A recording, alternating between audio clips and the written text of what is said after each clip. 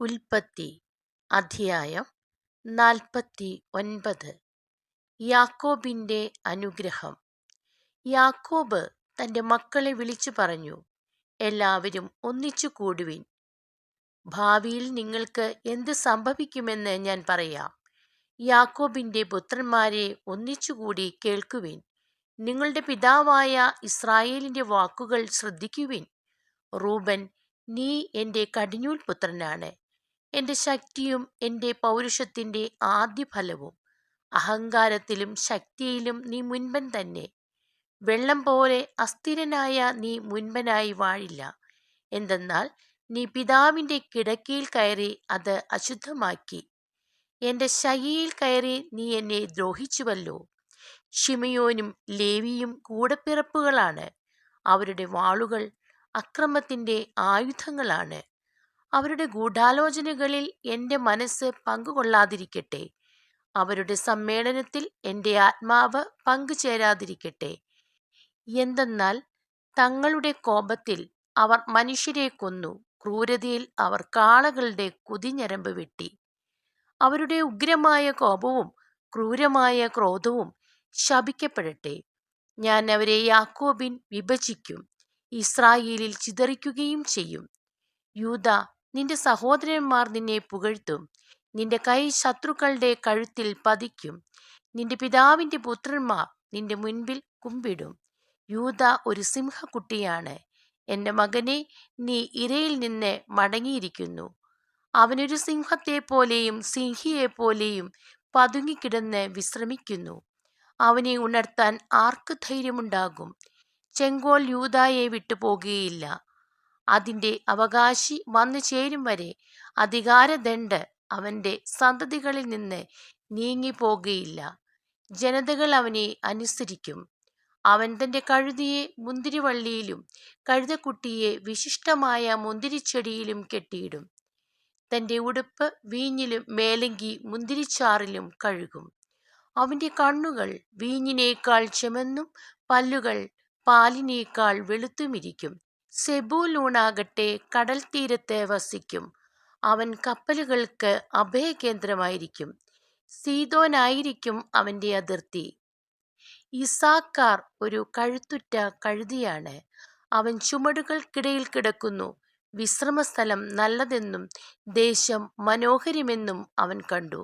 അതുകൊണ്ട് അവൻ ചുമട് കയറ്റാൻ ചുമൽ കുനിച്ചുകൊടുത്ത് കൂലിവേല ചെയ്യുന്ന ഒരു ദാസനായി തീർന്നു. ഇസ്രായേലിലെ മറ്റു ഗോത്രങ്ങളെ പോലെ ദാൻ സ്വന്തം ജനങ്ങൾക്ക് ന്യായം നടത്തി കൊടുക്കും. ദാൻ വഴിവക്കിലെ സർപ്പവും പാതയിലെ അണലിയുമായിരിക്കും. അവൻ കുതിരയുടെ കുതികാലിൽ കടിക്കും. കുതിരക്കാരൻ മലർന്നു വീഴുകയും ചെയ്യും. കർത്താവേ, ഞാൻ അങ്ങയുടെ രക്ഷ കാത്തിരിക്കുന്നു. ഗാദിനെ കവർച്ചക്കാർ ആക്രമിക്കും, എന്നാൽ അവൻ അവരെ തോൽപ്പിച്ചോടിക്കും. ആഷേറിന്റെ ആഹാരം സമ്പന്നമായിരിക്കും. അവൻ രാജകീയ വിഭവങ്ങൾ പ്രദാനം ചെയ്യും. സ്വച്ഛന്തം ചരിക്കുന്ന ഒരു പേടമാനാണ് നഫ്താലി. അവൻ മൃദുലവാക്കുകൾ പൊഴിക്കുന്നു. നീരുറവയ്ക്കരികെ നിൽക്കുന്ന ഫലസമൃദ്ധമായ വൃക്ഷമാണ് ജോസഫ്. അതിൻ്റെ ശാഖകൾ മതിലിന് മീതെ പടർന്നു നിൽക്കുന്നു. വില്ലാളികൾ അവനെ കഠിനമായി വേദനിപ്പിച്ചു. അവർ അവന് നേരെ അമ്പെയ്യുകയും അവനെ ഞെരുക്കുകയും ചെയ്തു. എന്നാൽ അവൻ്റെ വില്ല് ഉറച്ചു നിന്നു.